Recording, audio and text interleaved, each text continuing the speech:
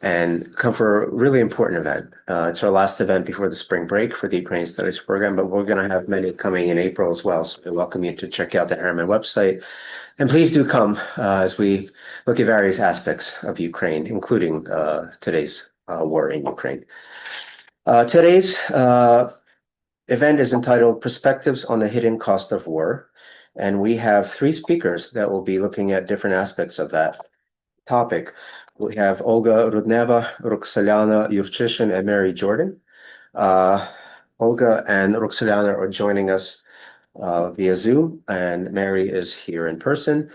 I will introduce the speakers before they speak, yes, and then after the third speaker, Mary, finishes her presentation, we'll have a chance to ask questions to our speakers. Okay, deal?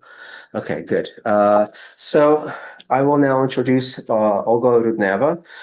Olga is the founder and CEO of the Superhumans Trauma Center in Lviv, Ukraine, which has treated over 1,000 wounded amputees from Russia's illegal invasion of Crimea in its first 2 years.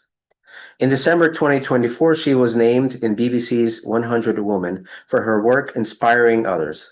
Rudneva was a director of the Lena Pinchuk Foundation, which worked to halt the spread of HIV/AIDS across Ukraine.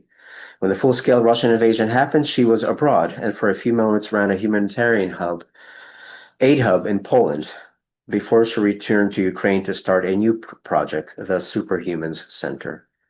The center opened in 2023 and is described as a clinic for psychological assistance, prosthetics, reconstructive surgery, and rehabilitation for people affected by the war. So please welcome Olga.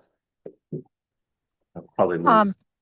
Yeah, it's a good afternoon from here, I would say. I would probably start with a statement that a single healthcare system in the world is not ready for the war at its territory. Neither Ukraine was ready, of course. So the whole healthcare system was caught in a situation where we still have civilians who had COVID at that time, cancer, you name it, everything. And at the same time, we had a huge flow of injured people from the front lines. So at that very point, we realized that we probably need to jump in as non-for-profit initiative and to help the government to cope with all challenges. That was back in April 2022. And my partner, Andryczyk, looked at all data around the world, at Afghanistan war, at other wars, and we realized it's going to be a huge issue with people losing limbs and having face trauma. So basically, we kind of narrowed our services to providing people with prosthetics and doing the face reconstructions. Right now, our services are much broader and they are based on demand.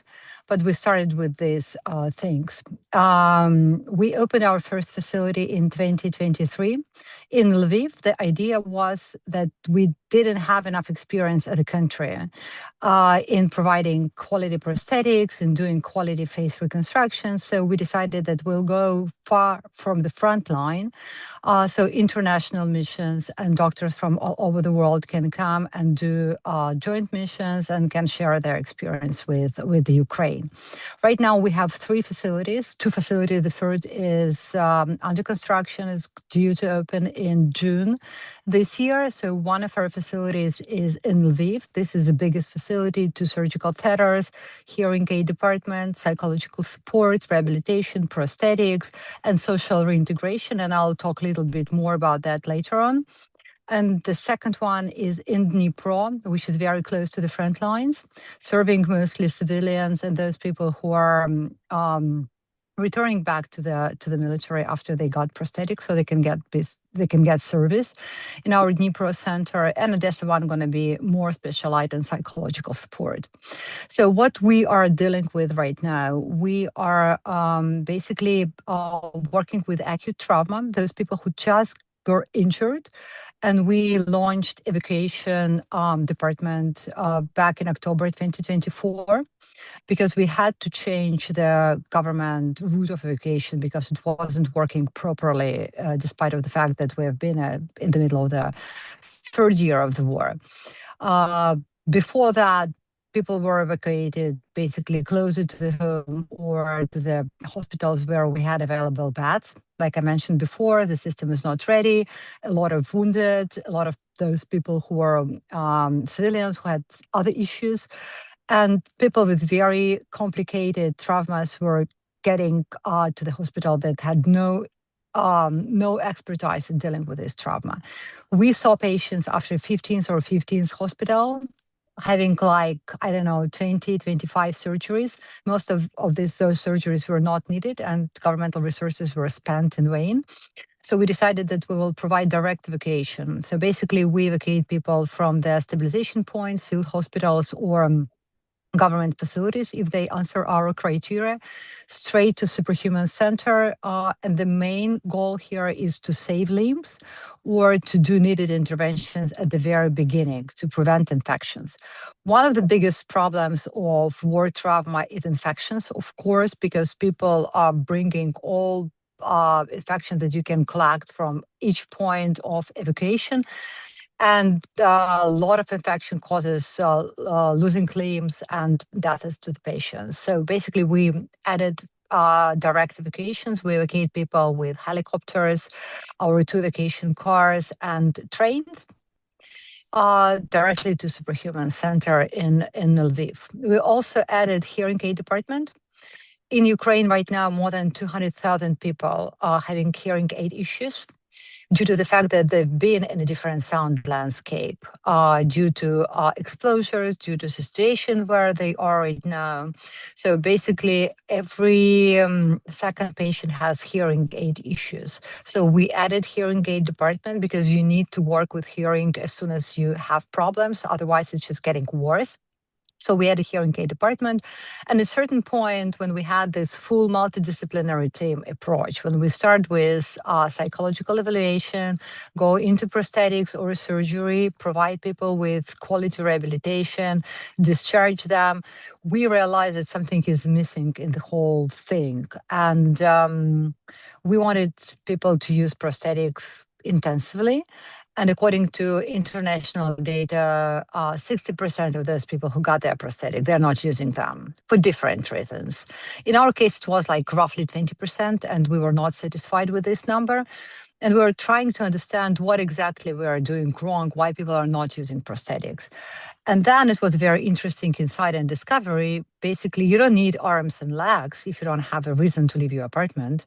So people needed to have a hobby, work, or anything, the reason just to put on their prosthetics and go outside. And that was a point when we added social reintegration and brought career consultants into our medical facility.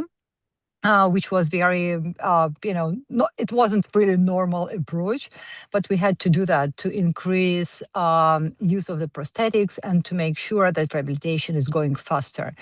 And now I can definitely tell we're doing research on that people are faster in their rehabilitation because they do have a goal. They have a big goal of their rehabilitation. And we are starting asking them the question, what are you going to do when you get your prosthetics from the very first day of the injury? So we start preparing them for further reintegration. Most of our patients want to be able to return to the military due to the complexity of their trauma. We have double, triple, quadruple amputations, meaning that most of these people will need to reskill, find new jobs and new roles in life after the military, after the service. And some of our patients have been in the military for the last 10 years because the war has started in 2014 in Ukraine.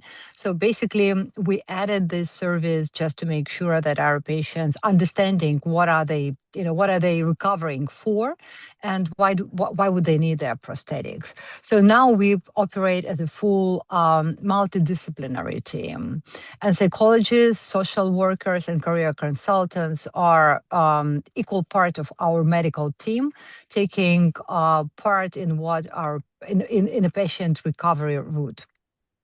Also, I need to mention that the trauma has changed dramatically, starting from the beginning of the full-scale invasion, going into the into 2026. If at the beginning of the full-scale invasion, most of people were stepping on mines, so we were dealing with lower limb amputations and all trauma was going from below.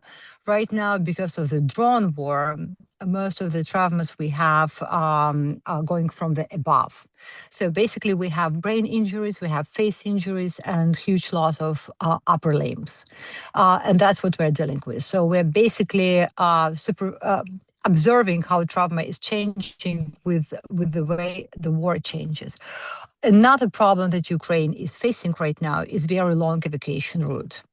Russians are constantly shelling out doctors at the front lines because their vision is if they kill the doctor can save less lives. So basically, evacuation from the front line is very complicated. Most of our patients are getting injured when they enter or exit position. And for some of our patients, evacuation might take days, sometimes weeks. And we have seen patients who were waiting for vacation for months. I always give this example. We had a patient who had a tourniquet on for 26 days, which is absolutely nonsense in the world practice. But that's exactly what is happening in Ukraine. Average time of vacation for our patients is 5 to 6 hours. So we don't have golden hour of vacation as it used to be. And all our medics were trained by NATO paramedics, and all our trainings are actually targeted at the fact that the patient will be evacuated within 60 minutes, within the golden hour.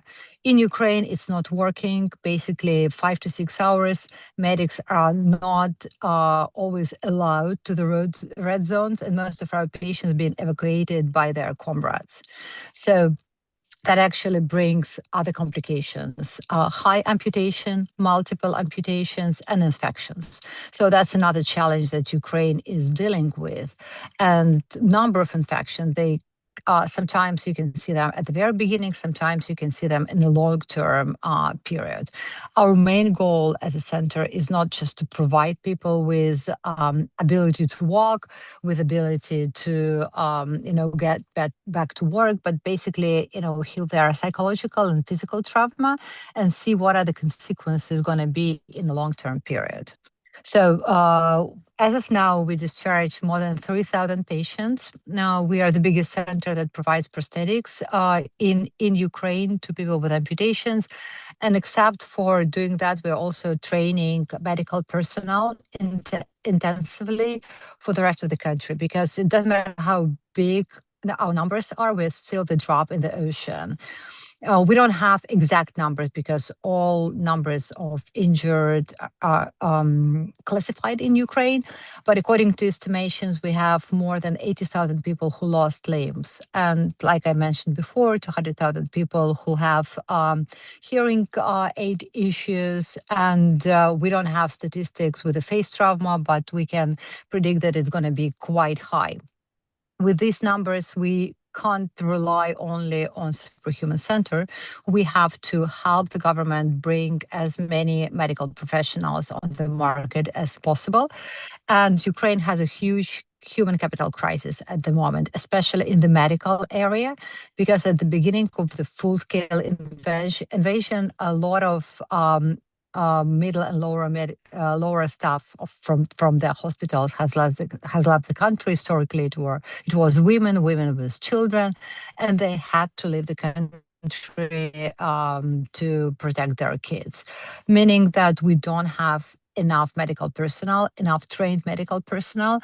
So that's what we are doing as a side project. We are helping government to recruit and train medical professionals and provide them with necessary skills and expertise.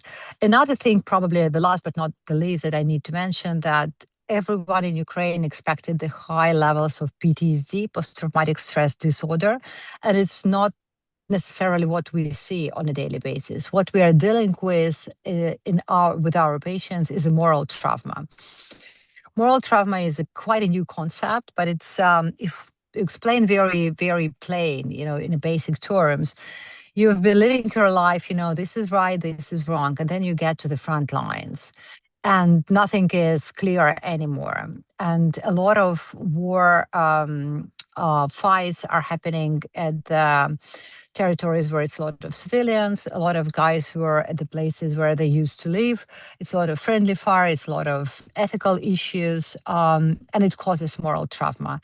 And that's basically what our psychologists are concentrating on at the moment, providing our patients with help and support to overcome the moral trauma. Even our libraries, Human Center, is targeted in the way in all books are selected and collected in the way that we can actually work with the moral trauma, explaining to our patients what they were doing at the front lines, historical issues, so people can actually understand and work through their moral trauma. PTSD is something that we probably will face, but later on at a later stage of their development and their life. But if you're very good going through the moral trauma, there are chances are lower that people will face PTSD. So to sum that up, number one, Ukraine wasn't ready for the full-scale invasion, and healthcare system wasn't ready, but we doubt that any healthcare system in the world is ready for that. So we had to react in a very fast way. War is changing from a traditional war when we have advances, attacks and everything, to drone war when everything is very mixed up. Our enemy is not following any Geneva Conventions rules. So they are targeting our medics. That complicates evacuation. We can't pick up our wounded people, and evacuation becomes very long, coming from, expected 1 hour to sometimes, days, weeks, and months. That also complicates. From everything I said, meaning that we're going to have a lot of people with a very complex trauma that we will have to reintegrate into social life. Because right now, Ukraine has 1.5 million veterans from, starting from the beginning of the war in 2014. According to the Ministry of Economy, at the end of the war, we're going to have 4 to 6 million veterans. That's roughly like 5 to 10% of our population, 10% of our population. These people need to get their medical assistance in time and psychological assistance. And the next step, they need to be reintegrated, meaning that we need to give them skills, reskill them, help them to find a job, and provide for their families and live a happy and long life as they actually can do. And this is exactly what is Superhumans doing. And we are trying to accumulate experience, do research, analyze the data that we have so that we can share that with the rest of the world. Because regretfully, it doesn't seem that the war are, not going to continue around the world. I'll probably stop here because I can talk about superhumans forever, but I'll probably make a pause here. Thank you very much. Thank you for telling us amazing work that Superhumans does, and just some really scary figures there at the end. It's really...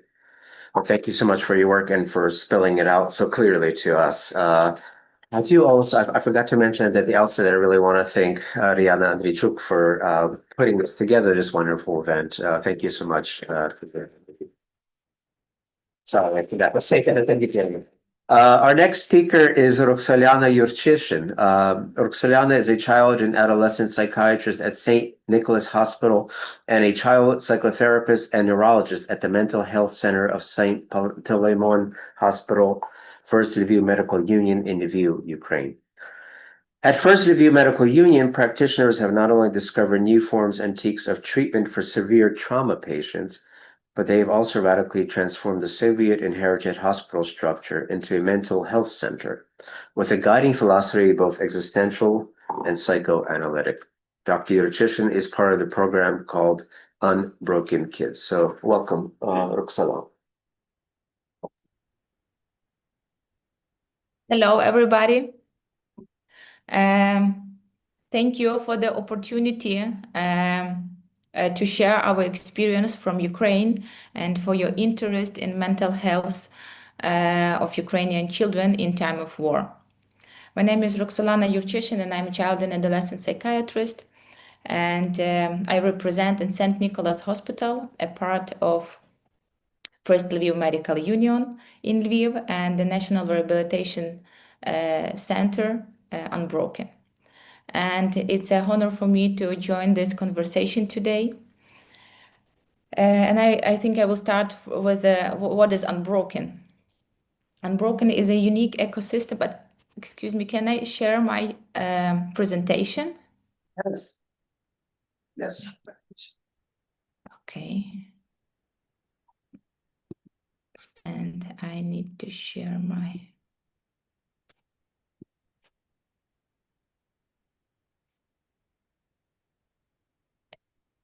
Can you see my... Yes. Yes.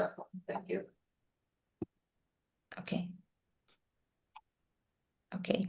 It's just a little map just for you to understand where we are in the Europe. And this is a Ukraine, and this is this pink. This is occupied territories, and near the Poland, whereas Lviv, we are here, Unbroken. And Unbroken is a unique ecosystem of care that brings together more than 20 projects of medical treatment, of prosthetic, of psychological and physical rehabilitation, housing, and long-term integration. And our core message is very simple. We cannot erase what children have lived through, but we can help them rebuild trust, identity, and hope. And I lead the child and adolescent psychiatry inpatient unit at the first department of this kind in Ukraine, located inside the general hospital, as well as a children's mental health center providing outpatient care. And we treat every patient as a whole, and it means body, mind, and human dignity at the same time. And today our hospital, St. Nicholas Hospital, includes 21 departments, 440 beds, and more than 26,000 treatments annually. And if I can share a short video about our work and some of our patients. This is our hospital, and this is a video I want to show you. What is courage? To look in the mirror. What is strength? To find a foothold. What is victory? To feel the win. What is freedom? To fly underwater. This is their new start. New history.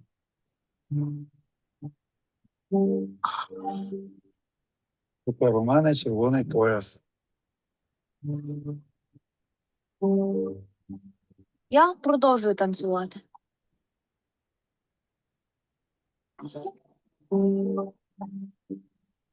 Я почала бігати.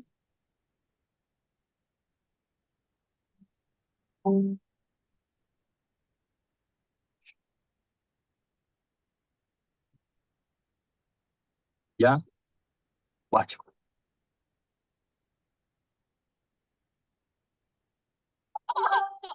New life.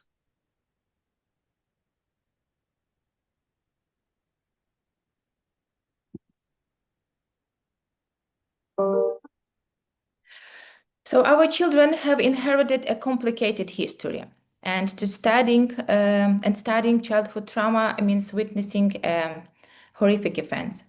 4 years of war, these are 4 years of destructions, displacement, violence, and separation, and have created a profound mental health crisis among Ukrainian children.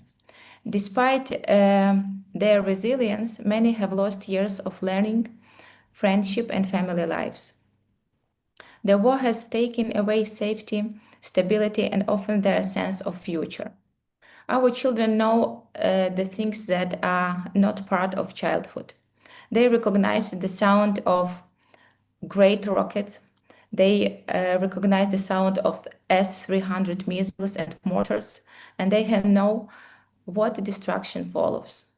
And many have learned to live without basic resources, such as shelter, water, food, schools, and medical care. They have seen their families torn apart by death, by separation and displacement. And children living under occupation grow up under constant searches, shelling, propaganda, and psychological pressure. Violence has become a part of their reality. And according to the Office of Prosecutor General, 686 children have been killed during these 4 years, and 2,382 severely injured. And about 20,000 children have been forcibly deported or displaced to Russia.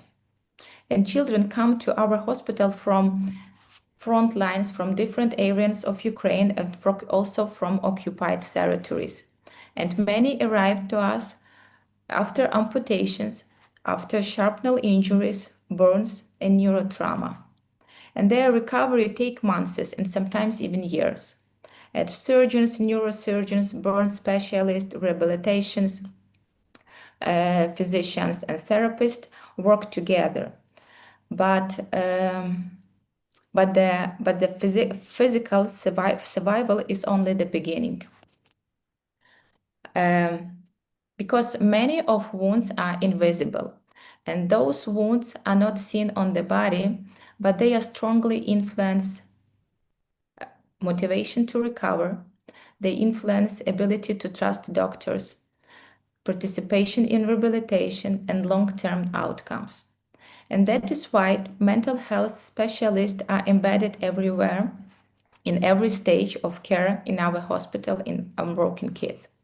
Because we believe that mental health and physical recovery cannot be separated. And from our experience, this model prevents severe depression, anxiety, and secondary trauma. I will continue with the story of girl Yana. In April 2022, 11-year-old girl Yana was waiting at the rail station in Kramatorsk while trying to evacuate with her family. A missile struck the station and her mother lost a leg, and Yana lost both. And after months of treatment, prosthetics, and rehabilitation, including support from abroad, she learned to walk again.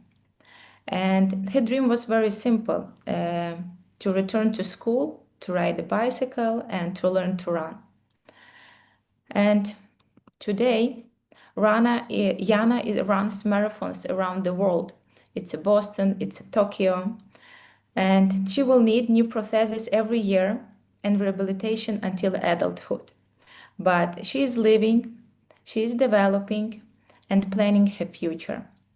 And this is what rehabilitation means for us, giving children the possibility to dream again, to move forward, and to live a full life.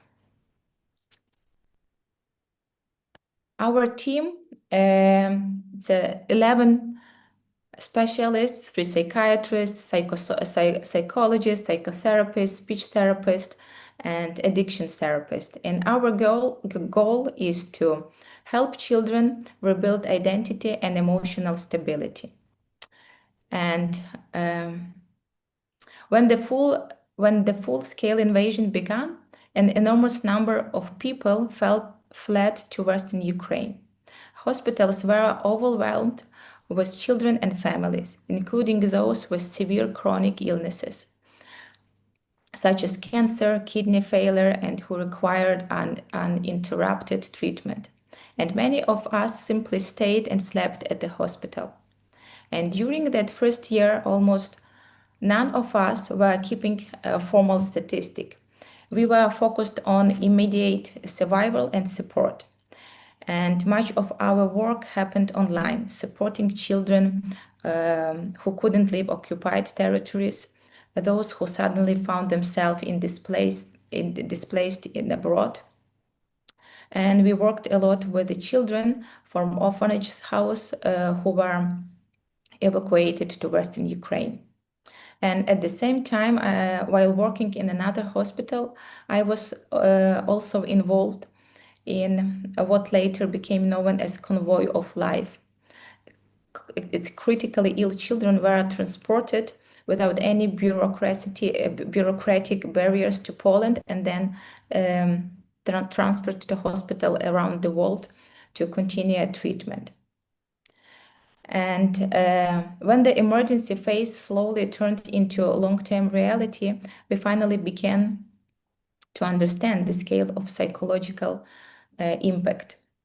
And today, working in St. Nicholas Hospital, we are finally able to measure the scale of the psychological need. So only in 2024, 2,833 children received care in our outpatient mental health center, and 482 children of military personnel, and 379 children internally displaced. In 2025, 4,521 patients received support in mental health center, and 533 children were children of military personnel, and 392 internally displaced children. And these numbers reflect only a small visible part of much larger psychological crisis affecting Ukrainian children.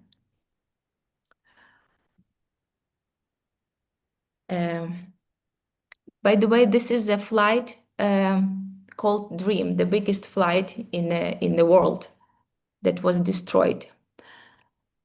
And suppose those children standing in front of like a broken dream. Trauma in children often appears in a mosaic of psychological and behavioral responses. It's avoidance, it's oppositional behavior, it's adaptation difficulties, somatization, cognitive problem as attention deficit or learning difficulties. And these are often ways of coping with overwhelming experience. We also observe trauma-related phenomena such as premature adulthood, because war stole their childhood. It's a media-related trauma from constant exposure to war information, because it's an easiest way to hide from the reality, to scroll the phone.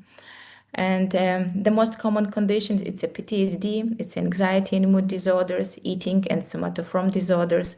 It's a substance abuse in adolescence, also as a way to cope with constant stress. It's emotional dysregulation, self-harm, and suicidal ideation. And we observe true trajectories of wartime psychopathology. It's a classic post-traumatic reaction, it's a PTSD, complex PTSD, and another one, it's an exacerbation of pre-existing disorder, such as obsessive-compulsive disorder progressing to a severe or pre-psychotic state. And what we have learned from our clinical experience is that the war doesn't create new diagnoses. It's changed their severity, it changed the course and prognosis.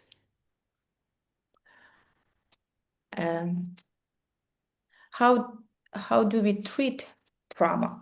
So we use evidence-based approaches. It's a trauma-focused therapy, it's EMDR, cognitive behavioral therapy, it's a systemic family therapy, because family dynamic transforms a lot during the war. And especially when parents returned from the front line to their own, with their own psychological wounds, when they returned to their families, to their children and wives. We also used a lot of art therapy, music therapy, and neurofeedback. But we have learned that words are not enough, because childhood trauma is not only about what happened. It's about what the child's mind was not able to contain. It's the loss of connection, the loss of safety, the moment when the world stops feeling predictable and understandable, and because that world has suddenly fallen apart. And trauma separates. It creates a rupture, and this rupture doesn't always have words. It's something that we call unspeakable. And the child doesn't have to be under constant shelling to be traumatized. Across Ukraine, as I have mentioned earlier, thousands of children live with grief, separation, and uncertainty. Children of soldiers, children of wounded, of missing, of prisoners of war, and those who will never come back home again. And trauma in children appears in mosaic of symptoms.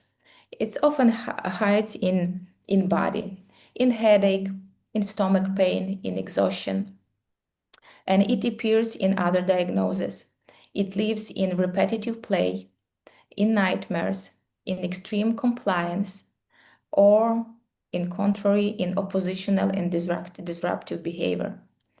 And we cannot simply ask child what happened to you. We must create a space, a safe space where the story can be emerged and be held. Not immediately and not necessary in the words. And this is why we turn to something wider than language, and this is art. This is images, colors, gestures, and sounds. And this is where a child can not say, but they can show. This is how music therapy, neurofeedback is going on in our center. This is art therapy, because usually we take care of all family, children and parents and soldiers that came back from war. And I want to tell you a story of one of my patients. It's Natalie's story. Natalie came to us with mother pulling out her eyelashes and eyebrows as a manifestation of severe anxiety. And her father volunteered for the army and later went missing. Authorities suggested to declare him dead, but the mother of Natalie refused. And the family continues to live in uncertainty between hope and grief, a space many Ukrainian families know too well. And one day during art therapy, Natalie drew her dream she had. And in this dream, she walks through the snowy forest, spreading a magic liquid. And where the liquid touches the snow, grass began to grow. Tall and thick grass, and high enough to hide soldiers and keep them safe. And she didn't speak much while drawing, but in that moment, she was no longer a child waiting for a loss. She was a child protecting others. And it was her way to restore safety in the world where she had none.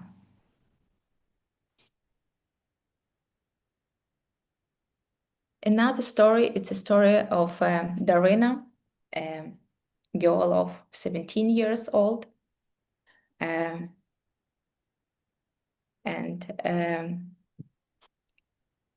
Once she said to me that when the war started, I suddenly became very hyper-responsible. And she moved from being carefree to taking responsibility for her family, even trying to comfort her mother during the shelling. She said, I decided that I had to be her support and pretend that everything was fine. And she lived under occupation in Kherson region for 1.5 years, and 9 months of which were under active shelling. And during one of attacks, she recalled, I just froze and waited for the shell to hit us, and then everything would be over. And this is her area after explosion and at the electro station on the Dnipro River. that everything was flooded. And then there was attempt to leave the occupied territory. And she blamed herself because this attempt was failed, and she blamed herself and cope with unbearable anxiety by drinking alcohol and isolating herself. And during the second attempt to escape, she described a state of dissociation. On the way, I felt as if I had switched off. I had no thoughts, complete silence.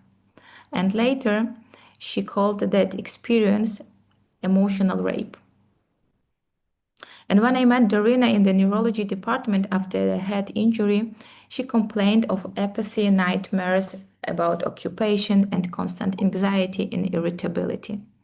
In therapy, she says, I just need someone to listen to me. While at the same time, she was avoiding deeper trauma processing because in many of those children, traumatic experience has become a part of their identity, a connection to their home, a connection to living under occupation. So Unbroken, it's not only a medical project, it's a human project. And we cannot change these children's past because nothing can compensate for what they have lost. But we can help them change how they live with that past. We can help them rebuild their sense of self. And we can help them restore the inner value that was shaken or taken away. And we can help them to stop being victims and become people who feel power and responsibility for their own destiny. People who know their story, who are able to face it, and over the time to come to terms with it. And we believe so that through this process, children can experience post-traumatic growth and develop lasting resilience. Thank you for attention.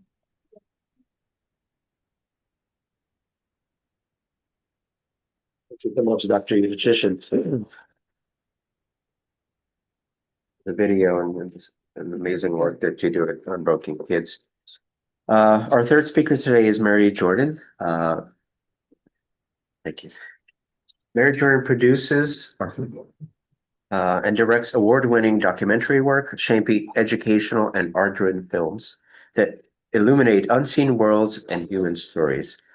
She advises and collaborates with humanitarian organizations across the world, Africa to Afghanistan to Australia and Ukraine, using creativity as a tool for advocacy, visibility, and meaningful change. Additionally, she's working on a film that documents the abduction of Ukrainian children in Russia's war in Ukraine. She mentors creatives, founders, and cultural thinkers, offering guidance that cultivates clarity, resilience, and an awakened sense of personal and artistic purpose. Mary, welcome. Thank you. Thank you to both the speakers. It's always very humbling to hear from people doing the work inside. And being there, I know how difficult that work is, and also that a lot of the healing is being done by the women because the men are in the field, and it's really quite phenomenal. My subject is a subject that deals with the children, and my interest has been the concept of militarization of children. Something that is obviously a very important human rights violation. It's an international criminal court violation. The question for me has been, how come these international laws are not applying to places like Russia and Sudan and all these other places where children are being abducted, sexually trafficked, raped? I consider what's happening in Ukraine with these children a genocide. It has not yet been termed a genocide. I think that is something that is in discussion at the moment. but I want to tell a few stories, and then I also want you to imagine just an incident, because I'm going to talk about, the children first, but I want you to try to imagine that we are sitting in this place of education, and you're adults, so I want you to try to bring yourself back to being children. And your parents are home or working, and all of a sudden, Russian military walk in with guns, and you are escorted out, and you are either put in a truck or flown into 200, and I think it's 12 regions of Russia. And you are told your family doesn't want you, they've abandoned you, or you're never seeing them again. And then you're put in a number of different situations where you are now being Russified. You are now being taught to throw grenades, taught to launch missiles, and not just for Russia, but against your own people even. And these children that have been abducted, not just in the beginning of the war, we can even go back to Crimea, but I'm gonna talk about the more recent phase, because that's a phase that I'm very interested in, is that this abduction has taken not just the school system, but they've been abducting all the orphans. And one of the reasons for this is to and just Roxana was mentioning this idea of identity. And if you can imagine that these children are not just being relocated and separated from their families and their countries, but they're being forced to take new names, being forced to have to, under duress, sign documentation where they become Russian citizens, have to sing the Russian anthem, have to abandon their language, their culture, their moral, their spiritual ideas, and even the thought of anything Ukraine. And one of the things that I came across that was very interesting is, I have interviewed human rights advocates, people that are doing investigative journalism on the ground in Ukraine, several organizations that I've spoken to who are trying to save and bring back these children. I found it really interesting that one of the most interesting textbooks justifying the invasion in Ukraine that these children are being taught is that Ukraine is a Western invention created to spite Russia, and the civilization would end if the Russians didn't invade. So the idea of our Western ideology having some kind of influence, and that they're saving these children from something really evil. The restriction on language. So there are children who have some reports of them not wanting to speak Russian, that they wanted to speak Ukraine, and reports of people reporting that the children were removed with guns from the classroom, and children coming back crying and scared and in trauma just because they wanted to speak their language. Reports of children under serious trauma, as you've heard from our former two speakers, of them not even being able to talk or mention their own names, or talk about anything Ukraine at all. There's a really good film that you could watch that's up for an Oscar called Mr. Nobody Against Putin. And I would recommend you look at it, because it's a portrait of the school system in which someone unveils with video footage this militarization process. And the idea of the language, the use of the Ukrainian language is considered a disloyalty. So you have to imagine that even parents have to sign paperwork saying they've become Russian. Otherwise, they are if they have their children, they're basically, their children can be forced to be separated from them. So even parents with their children in these areas are being forced to sign paperwork where they become Russians. Now, the children that are missing is a very tough situation. Yale, who has done a comprehensive report, reports 35,000 children abducted. And that's probably one of the most accurate numbers. Now, we know that there's much more than that, but this is the 35,000 that they have traceably through all sorts of technology been identified. We're talking 2024 have been returned. Well, not returned. 4 have been returned by Russia. The 2024 that have been groups on the ground in Ukraine, basically canvassing and using special operations with the government to bring these kids back to their parents. The termination of parental rights has also happened, where some children have been abducted and they are no longer allowed to even communicate with their parents in any format. They are forbidden any access. And I think the things like Russian flag ceremonies, allegiance to the Russian Federation, the patriotism and total allegiance to Russia, it's not really school we're talking about. We're talking about literally a military mind manipulation, propaganda campsite, you know? So they call it rehabilitation. Russia says, we're rehabilitating these kids there. We're bringing them to safety, medical safety. But actually, the reports have been that there's nothing like that. So the thing is when you think about a POV at war, a prisoner of war, if you're 25 or 27 and you're a prisoner of war and you come out 4 years later, your chances of rehabilitation is a lot easier in some ways because you're an adult, you still know who you are, but that's not the same for a child. A child under 15 who is abducted, and believe me, a lot of the numbers we're looking at children from 4 to 12 as the majority.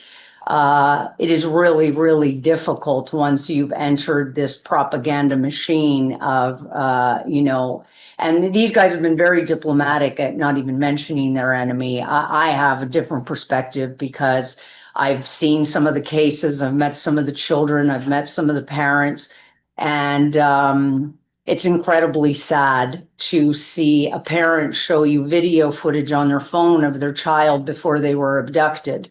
And then to meet that child if they had been brought back, and it's like seeing a ghost to this beautiful, happy, innocent child.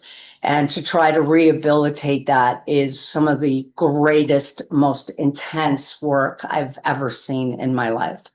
And I am really against the idea of militarization of children.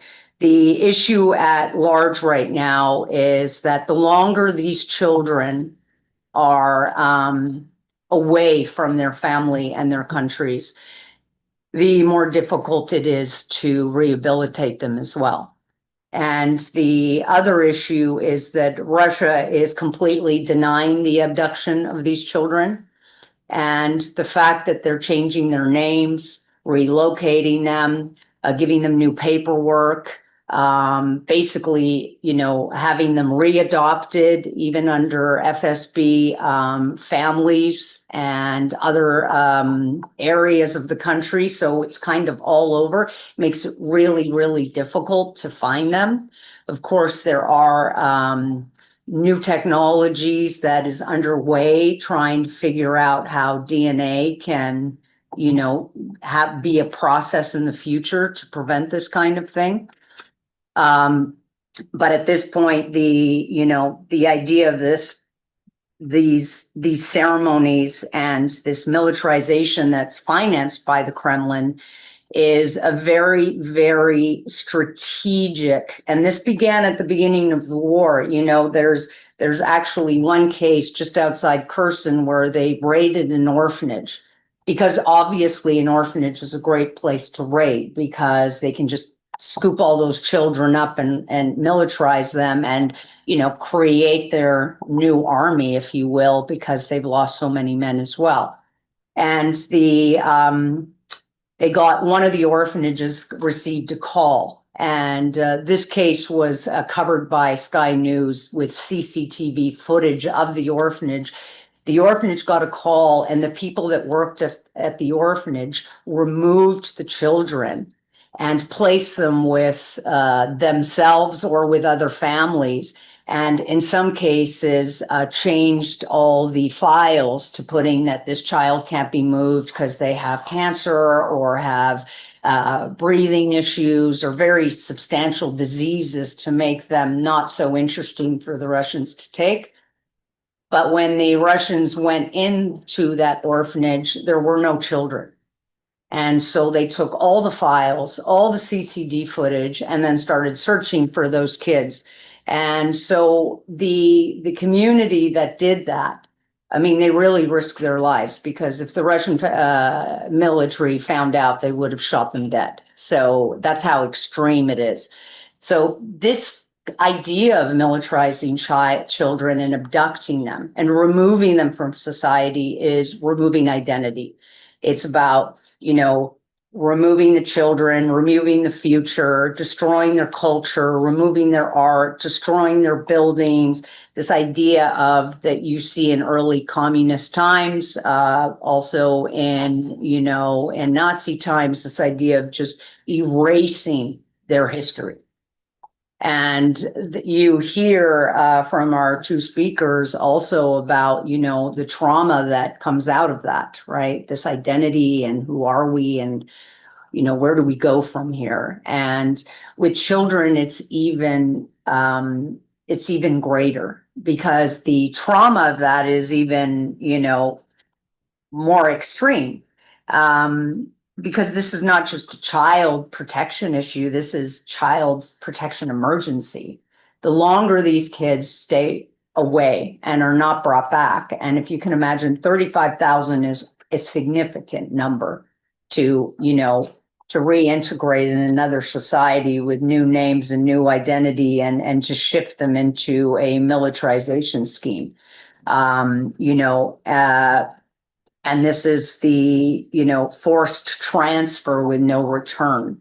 And of course, you know, this is a conversation again and again, trying to get Congress in our country to actually do something about it, because this is not just about Ukraine. You know, I'm seeing this kind of abduction happening everywhere, from Afghanistan to South Sudan, and it becomes a war tactic.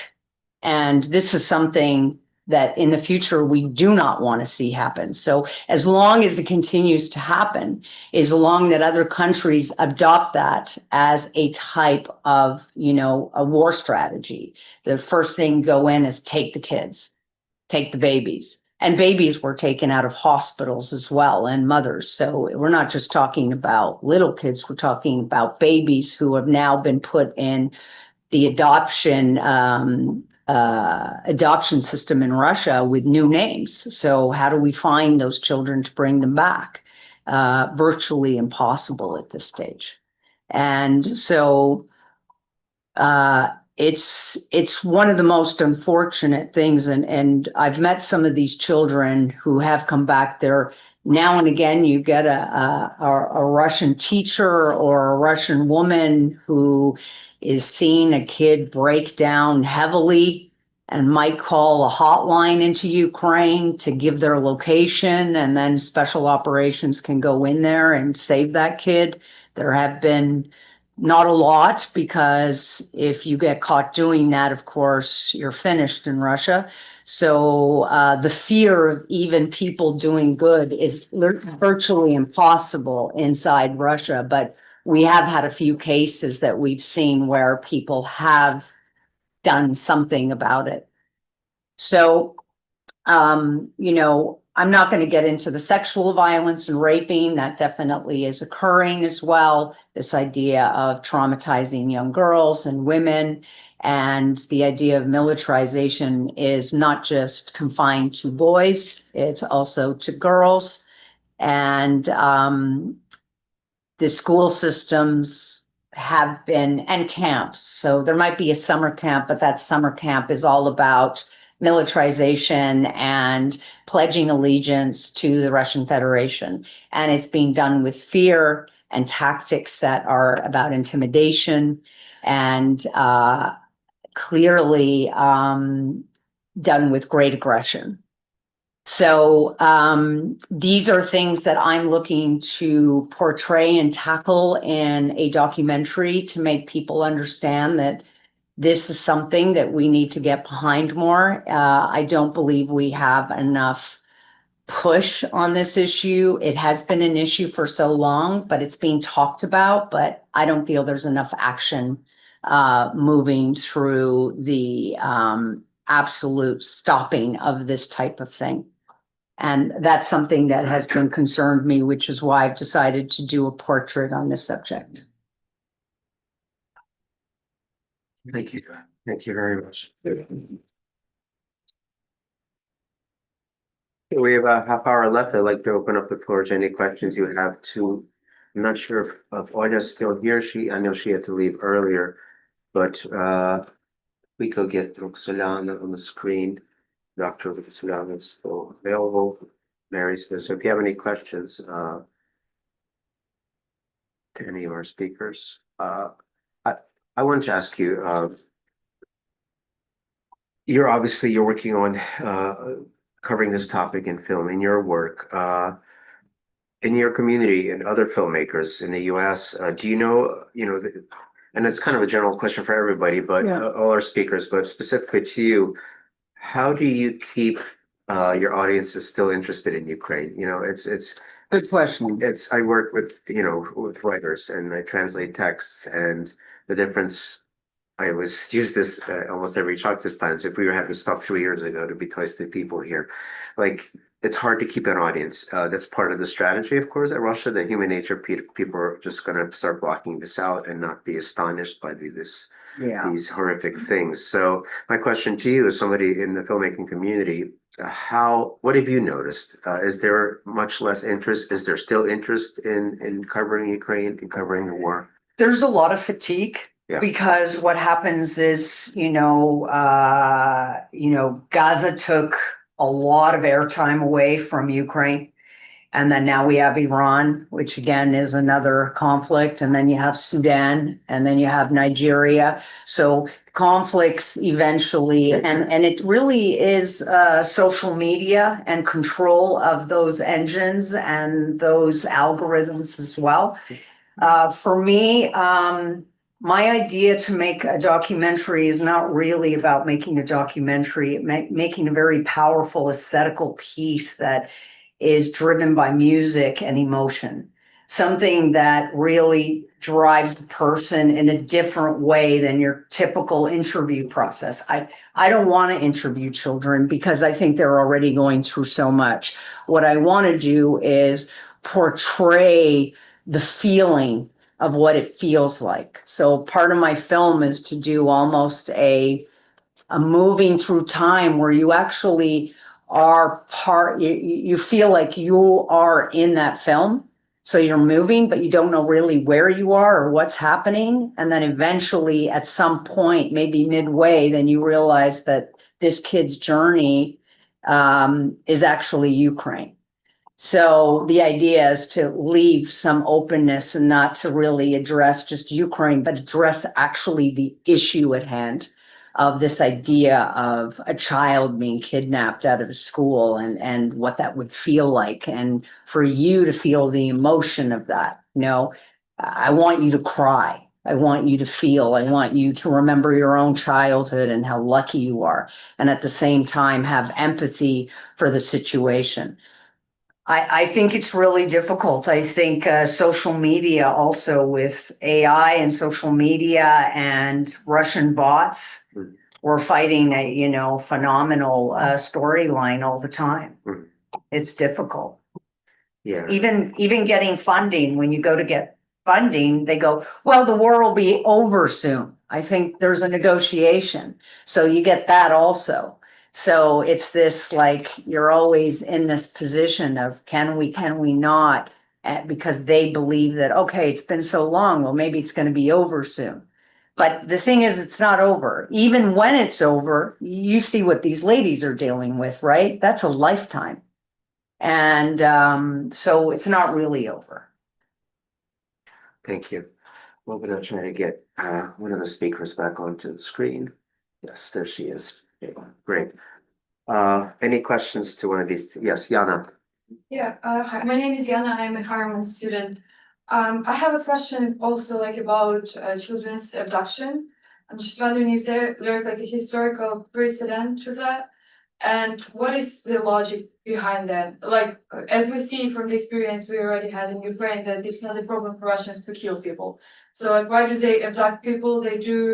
It takes a lot of efforts to get these kids to create these camps to erase their identity. Then like, what is the point? Because if we say that they need people to the army, there are like official numbers that like there are about 35,000 Ukrainian children abducted. They lose this number of people in a month now.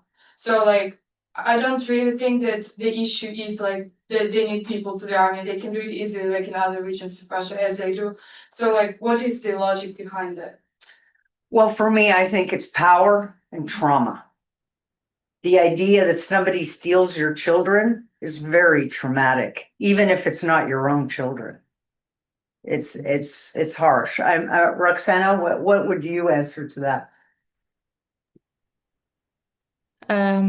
It's a very interesting question.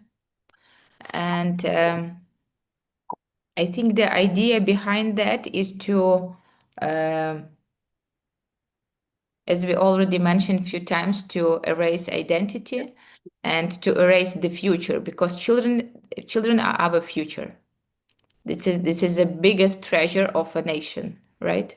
And to destroy their identity, to a way of thinking, to change, to do this ideological pressure, it means to kill the Ukrainian identity.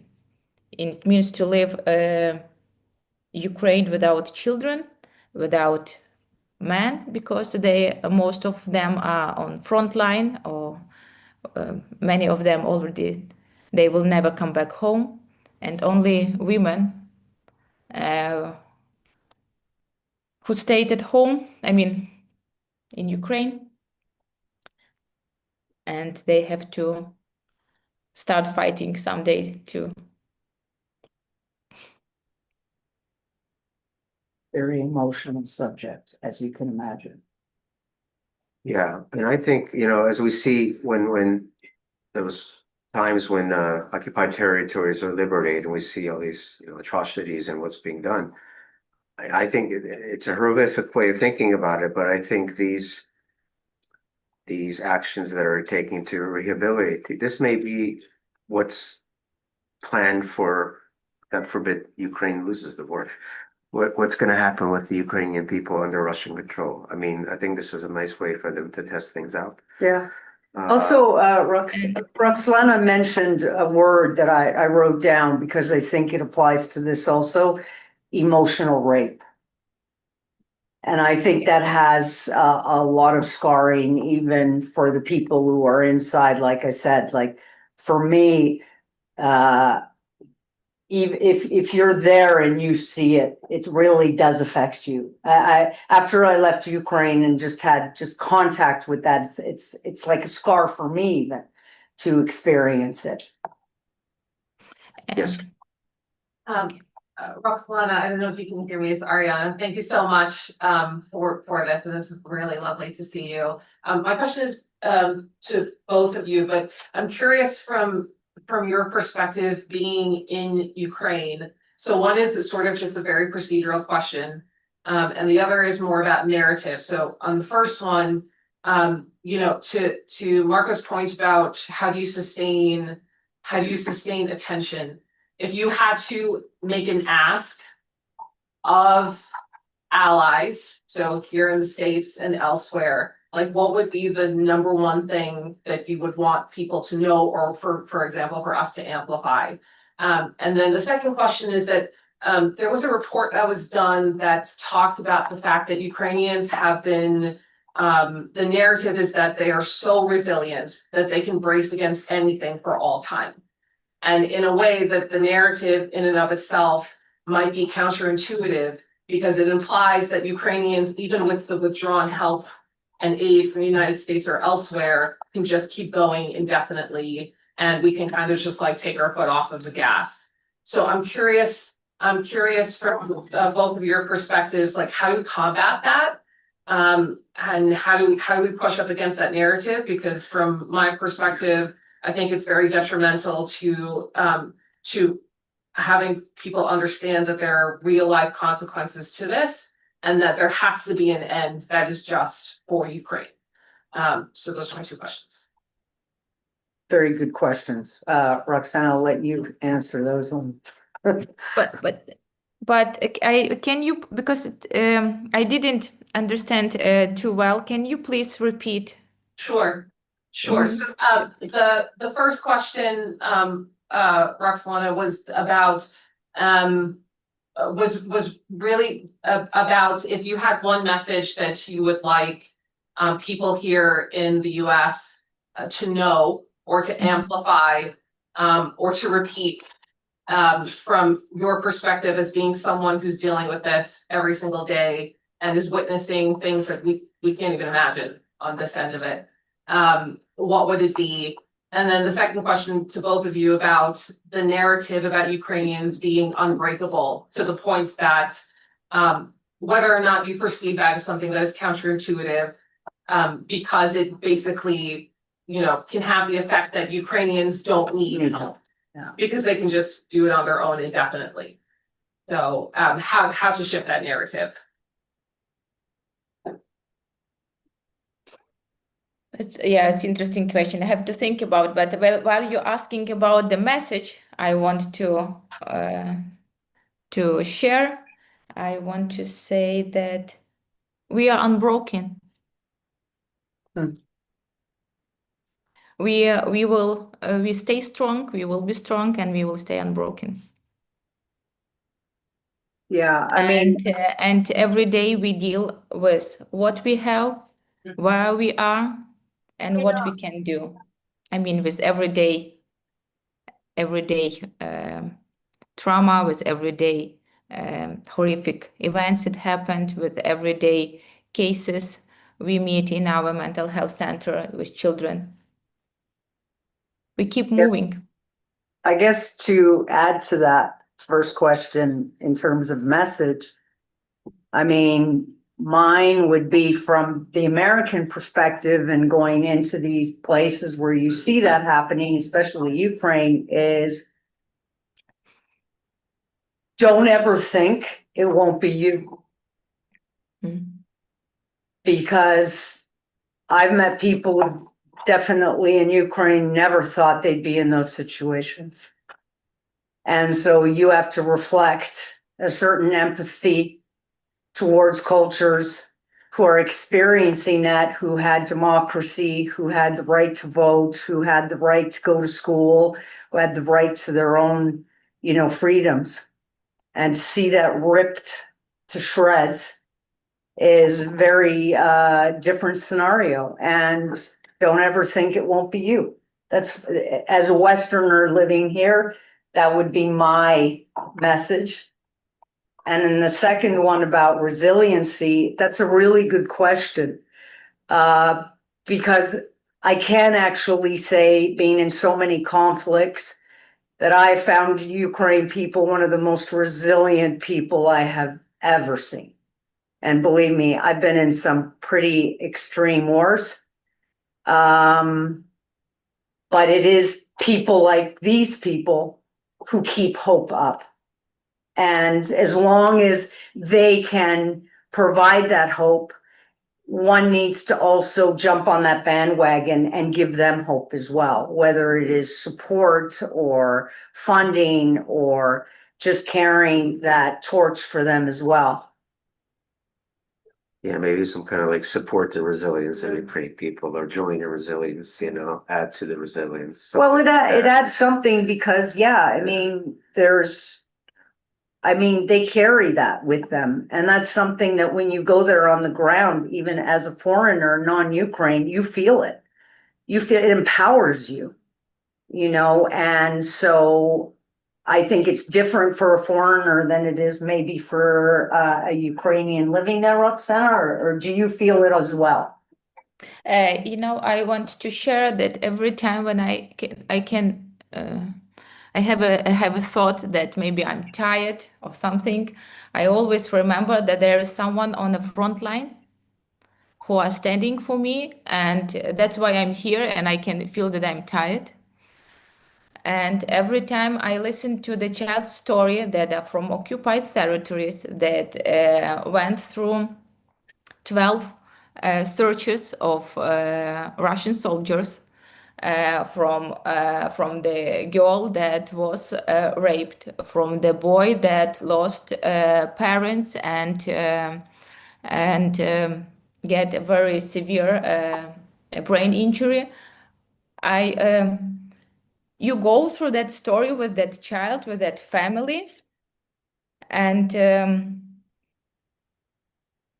in some point after that, you feel you can hold it, you can keep it, you can help them, you are with them, and it's terrible, but in some way it gives you this kind of resilience, the kind of hope that you can stand with them, you can help them, you can support, and it gives you a feeling of strength and motivation to move forward, not to give up, because there are people, there are children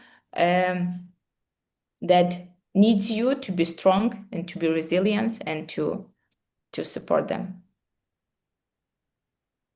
And if there is a front line for soldiers, there is a front line for us, for civilian people. Everyone in this country has its front line. This is our way of thinking. At least in a society that I'm living. I mean, the circle of people, and it's also what those children go through. It also motivates you because you can see how much strength they have inside, how much will to live they have, and with how much of pain they cope with. I have a question for you, Roxana. Yes, please. I was listening to your different forms of trauma and everything from neurofeedback and EMDR, and of course I know all these. I recently read a study about the use of psychotropics in war and in, am I allowed to mention that in here?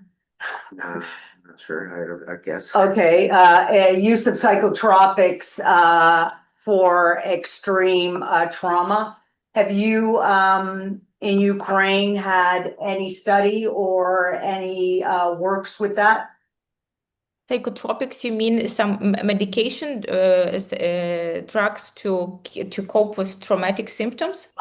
Plant medicine, specifically ketamine, mushrooms. No. Because I know they've been doing a lot of work with that, with POVs and war veterans. And children. I don't think we use it, and I never heard that it was used somewhere, at least in Unbroken in First Medical Union. We don't use it. Yeah, I just thought I'd ask because I know that I read somewhere that they were testing a few war zone areas with it, and they did achieve some very interestingly powerful results. So I just thought I'd ask. We have a online audience member, Bruce Rosen, just puts out a website that Georgetown Law. If you go to the Georgetown globalchildren.georgetown.edu, posts international law is unambiguous when it comes to protecting children in the midst of conflict. So there's ambiguity of international law on protecting the rights of children during war. So if you go to the Georgetown website, it provides the link. There's some information on that. So just wanted to share that with our audiences here. Are there any other questions for Roksolana? Please. I'm Barbara. I'm a student here in anthropology department. I think my question more is about it's kind of half-baked question, but about reintegration at time of war. Like, what does that actually mean? Because, you know, also this diagnosis like PTSD is called post-traumatic, and it means that after a while you will get back to like a normal state. And I'm thinking in times of war, like you're reintegrating, but the situation where you go to back to integrate is the same system that put you in this position. So I'm like trying to grasp what does that mean in this in your center? How does that work? Also in terms of, you know, you said that in terms of motivation, like it's really hard. Sometimes the children don't have motivation, and I totally understand somehow that, like grasping that, because it's like, yeah, well, you will end up like you go out of the center of your safe zone, but then you get back to the same system that puts you there. So yeah, maybe just if you could speak about that a little bit. Thank you. This is very interesting question, and this is very question that can have a lot of discussions, but about reintegration. We are talking about those who are coming back to a normal, like kind of normal, right? Yeah, we are living in the war, what can be normal here? But coming back to a normal life, for example, for military personnel, in those, it's soldiers who are coming back to their family. It's about reintegration. It's a reintegration in a society. It's a reintegration to a normal life, to a normal civilian life. Because as you know, for soldiers, it's very difficult to accept what is going on in a much more peaceful place like Western Ukraine. The people are living as usual. Nothing changed for them. I mean, in general, right? We are going to work, we are going to school, we are going for shopping and to theater and to cinema, and they cannot understand how life is going to be like this if I'm over there. And for them, it's very difficult to come back to life, to family, to normal being. And it's about also about reintegration into family. That's why we use systemic family therapy, because those traumatized soldiers, the war changed them a lot, and they are coming back to their homes, to their children, to wives, and sometimes they are trying to cope with the trauma as they can. It can be through the alcohol, through the aggression, through different behavioral problems. And that's why Unbroken is unbroken for adults and unbroken kids, and we try to take care of all the family. And there was a question that you said about PTSD, that we used to think that trauma is something that happened and it's finished and this is the end and then it's a trauma.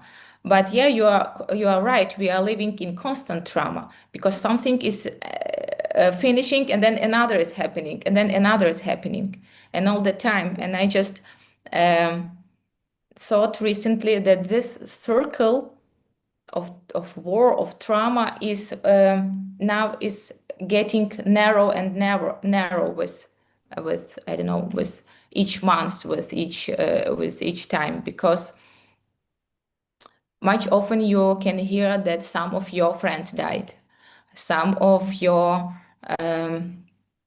good friends was killed by a missile, and because in the beginning it was a chaos, it was something that was like not far away from you, but it wasn't so close. It wasn't so close people that suffered from war, and now this circle is much more narrow, and yeah, we're living in a constant trauma for years. And now when it's alarm, when it's a sign that you have to hide because there can be attack, many people don't even pay attention on that. It's like it's absurd, but we get used to it, and okay, when we will hear the sound of explosion, maybe then we will go down basement. A certain normalization of it. It's like, yeah, we are living in a different reality that it was before, that the world that the world is living now, but we are living in this, and we accept and tractate things differently, I think. Yeah, and it's that for someone it's I don't know, it's terrible, it's horrifying, and for us it's okay, it's a next attack.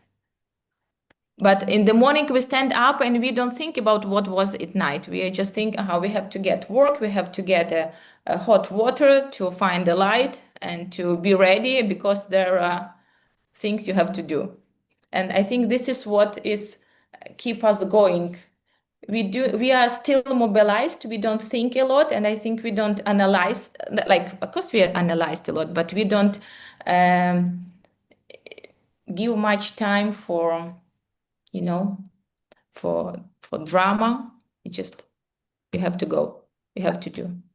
There is no time to stop. There will be later. And we live in a rush, a little bit in a rush. Well said. Thank you. Yeah. Thank you, Roksolana. Then we have time for one more quick question, 2 minutes. My question is also kind of half-baked like Barbara's, and I don't know much about like international law, so that's kind of why I'm asking the question. But I know that you had mentioned that you said that the kidnapping of all these children is very much a genocide that hasn't been labeled yet. And earlier the Geneva Convention was mentioned. I'm just wondering, what will it take for the Geneva Convention to actually get into action for it? Because I know that there's been a lot of problems, like, for example, in some countries in Africa where like they just don't hit the mark of what is considered a genocide and like how you define one. So I was just wondering what you think, either of you think that it will take to actually push the Geneva Convention to kind of be like, okay, this is when we go and help, or if you ever think that's going to happen? It is a discussion. I mean, my husband's a European politician, and he's definitely pushing for this idea that, you know, the fact that Russia has erased the traceability of these children is literally a form of genocide, right? Whether you kill them all or whether you just erase them, to me, is pretty much the same thing, right? You remove them, to abduct them against their will, to militarize them. It is, in my opinion, a form of genocide. I think the bureaucracy is taking a long time. I think it's also Russia will not admit. They are in denial, and the fact that the traceability is the issue. So they're like, no, we haven't done anything. Okay, here are 4 kids we returned back to you. So those are the only 4 that we took, is part of the problem. Roksolana, do you have any? And I want to thank you, Mary, for calling the span, because this is something real, because it gives you the sense of boundaries and the sense of reality, and the reality is something that you can deal with it, because trauma it is blurred our vision, and it keep us it leaves us confused and full of pain, and it's something that you want to hide, that you don't want to talk about. And calling pain as pain is a reality that you can cope. This is very important, and I thank you for calling this the world as it is, using the word as it is a homicide. Well, I think it is. And it was a genocide in Ismail. It was a genocide in Bucha, and it's continued. And yeah. Thank you. All right, we're going to wrap up. I really want to thank Olga Rudneva Roksolana Yurchyshyn and Mary Jordan for your presentations today. Thank you for everyone for coming and contributing to the discussion on this very obviously heartbreaking but important topic, which I think needs to keep being brought up, and because it's not going away, that's for sure. So Thank you so much to Ariana for really exactly. rounding this up, and Putting this Marco as together. well, and thank for you. having us. I learned a lot also hearing these talks, so thank you. I'm going to be in touch with you, Roxanne. I have some questions. And we'll be waiting for your film. Yes. Yes. Thank you. And I want to thank you all for the interest, and I want to say that we are those voice of children who are still in Ukraine. And I'm very grateful for you to organizing this meeting and to keep talking about Ukraine, about childhood that war wants to destroy. Thank you. Thank you.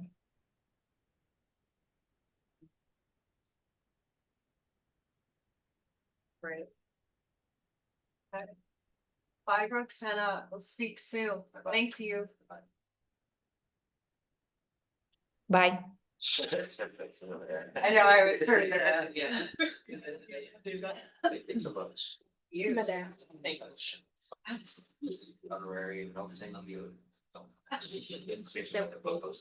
Yes, please. Very interesting.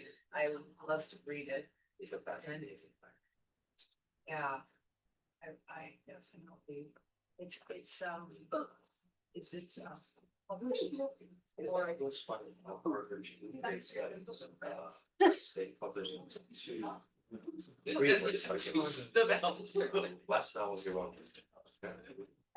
First novel that was great money, great factories, they was called Saturdays on one day. No, also it's about this people studying apart is a discipline a and sometimes it's like age so one guy walked in the bars established as a theory. It's a safe. We keep you young. I would like to do that. Yeah, I'll send you the list. Steve, these are, so this is my bestie. Who's brilliant in the future so this is, these are my students. Well, my former students, they're not my students anymore. Well, you know, Barbara, who's graduate school at Columbia. This is you two, Sky, Bailey, Kaz, Jazz, Sammy, I'll Cassie. definitely send you. Nice to meet you guys. And then, your husband anticipation, maybe down the road. or I'll something. make it Yeah. intro. Okay. And to speakers on No, I still have, yeah. You're not hand, I'm looking for specific. Sure. Yeah. You know, It's, Position. Yeah.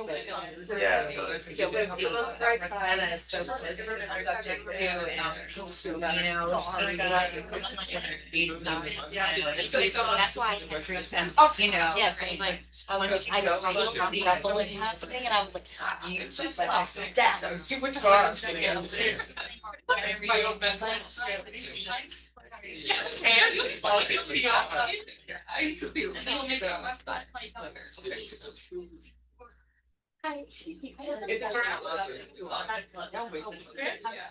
Well, right now. It's fun. So. Glad that you all. Earning now.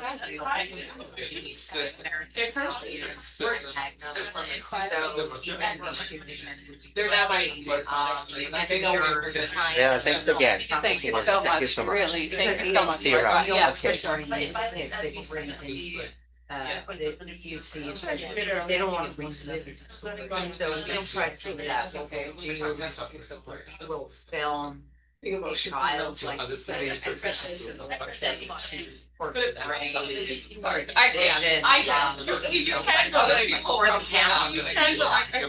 And then you will go. I know, I could be quite. So the idea is much more the idea would be voiced over content that's already been collected. So we would use voiceovers from content that we have already. Parents, kids, and Okay. so some of that would be, driving the script kind of. So you would be in it, you'd be wondering if it's I'm gonna not and be then like. when you go into it, you talk to somebody that know it will take some time before the viewer realizes where. I know.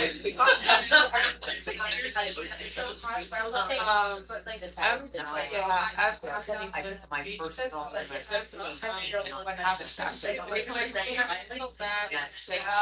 I just picked up the camera. I also wanted to, a lot of people ask me. I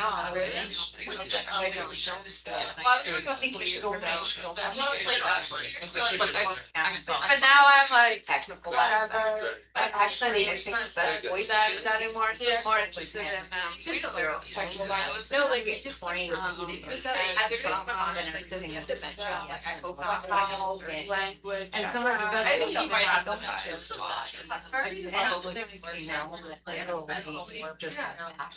that's like, as I started learning about it. Thank you so much. Thank you. Absolutely. It's a great question to ask. But it's, I don't know, like. Well, I do, and we are working.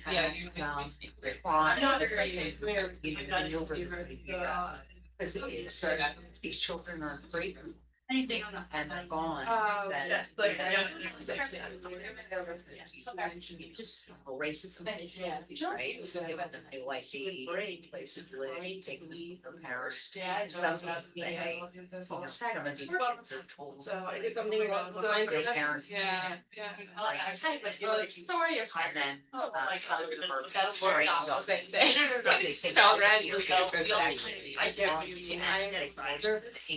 So like the we did, so something that. very reminiscent.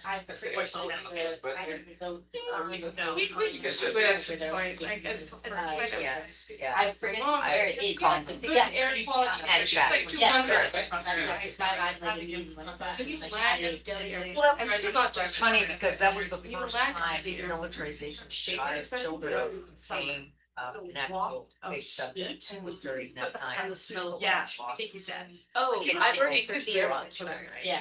Yeah, that's happened. Like I said, They are starting pretty to bad. grow. Yeah, so I'm in America right now.